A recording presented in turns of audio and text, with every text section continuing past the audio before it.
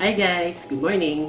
So, this arrived today and ano ba to? This is a microphone. So, I bought this recently sa Lazada kasama nung mystery box na binuksan ko pero ngayon lang siya dumating. And what is this for? I'm getting ready. For giving you some music. So, Mariah is releasing her album this October 2. And before it happened, meron siyang cover ng Out Here On My Own. Before niya pahirapan yung mga tao, kakantahin ko. But no, samahan niyo akong i-unbox to. And let's see kung ano, kung kompleto, at kung maganda yung quality. So, ito siya. I'm not sure if kita. Lex PH yung pinagbilan ko. And 1,440. Pwede na siguro. Sana maganda. Sana sulit sa presyo. Kasi when I went to SM, umabot siya ng 3,000 pesos. So, when I saw this in Lazada, sabi ko, maybe I can try. Sana lang, again, sulit. Am I doing this right? I'm already cutting it. And maganda yung packaging. Naka-bubble wrap siya. That's what you can see. And hindi ako marumi bukas. Mahilig dito yung pamangkin ko. So, I'm sure kukunin niya ito mamaya. Paglalaro ka. Ayan. So, okay. Alright. Mahirap na.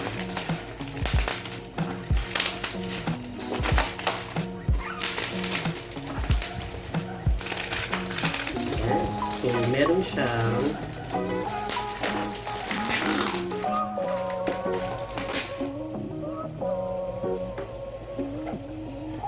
singing live sound card. So, this is important. Lagyan natin ito.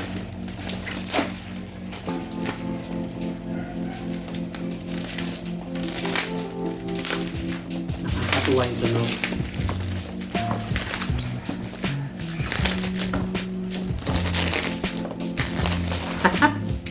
Ano ba ito, no?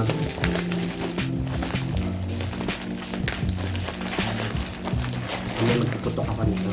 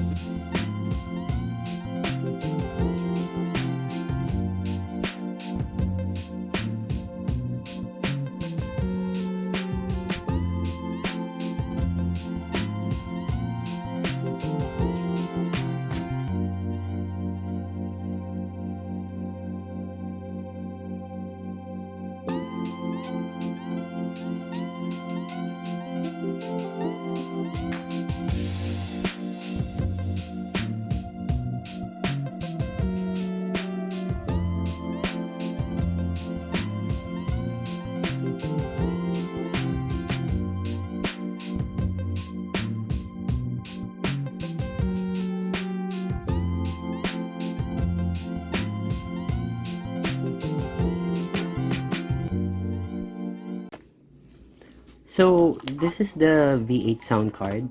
And this is easy to install. Madali lang siya. If you look at it, ito you'll see the dynamic mic. Ito yung normal mic na ginagamit natin sa mga karaoke. So you can use this to connect it to. This is the condenser mic. Ito, iyan yung mic na provided for this setup. So it uses yung 3.5 mm na connection. Then other connections here, itong headset and earphone speaker. Either way you can use para sa headset mo so that you can hear yourself when you're recording and marinig mo din yung music and yung mic. This is obviously yung charging port. Then itong live 1 and live 2 would be your connection para sa yung recording device, which can be your phone or camera, and then the other one is for the computer na pwede din mag-record and pwede din source ng material nyo or music. Itong accompany instrument, this is also for, let's say, yung karaoke or piano or guitar na you are using to record. So basically, ang gagamitin lang natin dito would be of course yung condenser mic. You have your headset. Of course, it should be charging. And then yung connection sa phone nyo para mag-record. So pwede nyo rin siyang ikabit naman sa PC. Wala namang problema doon. Actually, yung charging, pwede na siya USB sa PC para dual purpose. So, if you look at it, they provided 3 cables. So, ito yung charging cable. So, ikakabit nga natin to doon. Tapos, ito yung the same cable na pwedeng pang phone at pang PC and or pang any musical instrument na may ganitong connector. Now, if wala kayong connector, kung hindi ganito yung connector niya, let's say for example, your device that you are using to record the video is an iPhone, then you need to definitely have a connector like this. So, hindi nila to na-provide. I have this on my own, so pwedeng ito. Pero fortunately for me, I have a Samsung phone. This is currently what I'm using to take the video or to record the video. So, yun na siya. Direct na yun. So, i-connect ko na tong V8 sa cellphone, then direct nang re-record ng video when you are ready to record the video. So, ayun. And of course, yung cable ng mic. Okay? Ayun. So, that's it. We can connect it actually.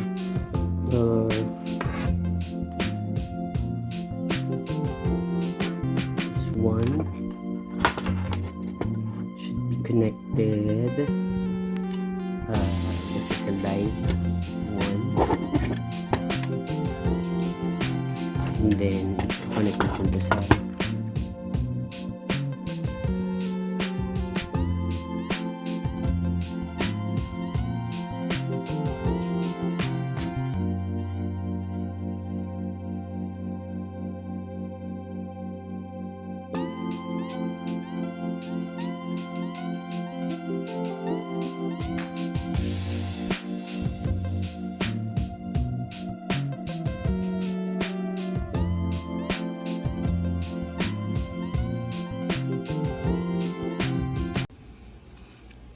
Okay, so now it's connected to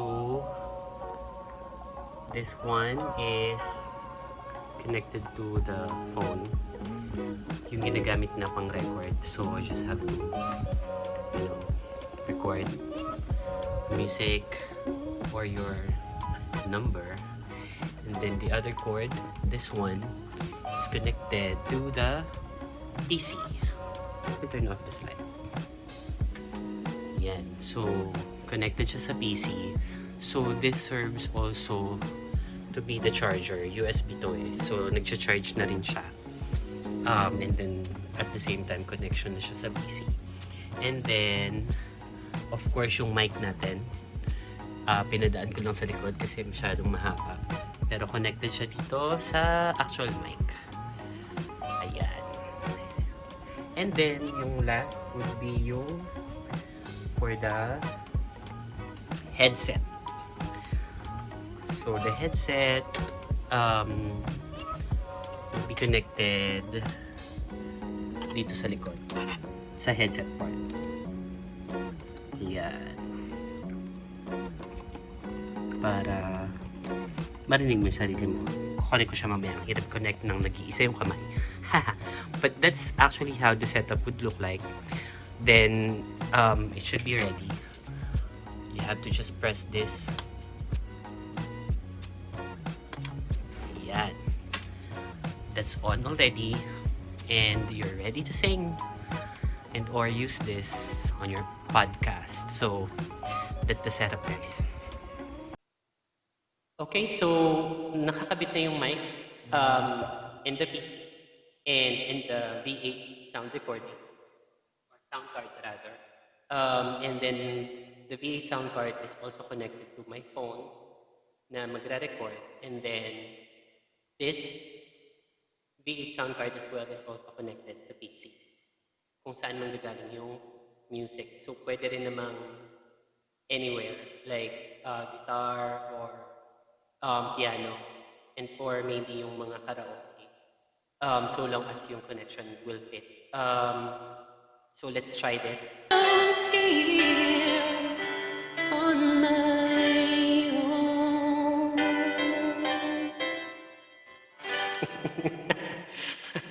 Diba? Happy. So, level up na yung karaoke natin. Feels like a home studio to me. So, be warned, I'm gonna pause a lot of songs. No, I'm kidding. Pero I really did like this. So, ayan, may palibreng sound check pa tayo. And medyo malakas yung echo nung sound ko. You have to adjust it. Natitimpla siya.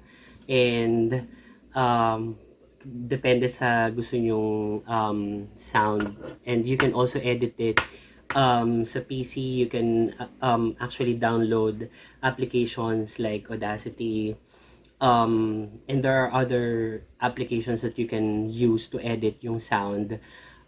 Okay, so I hope that you guys like, you know, the unboxing, the setting up, and also yung sample.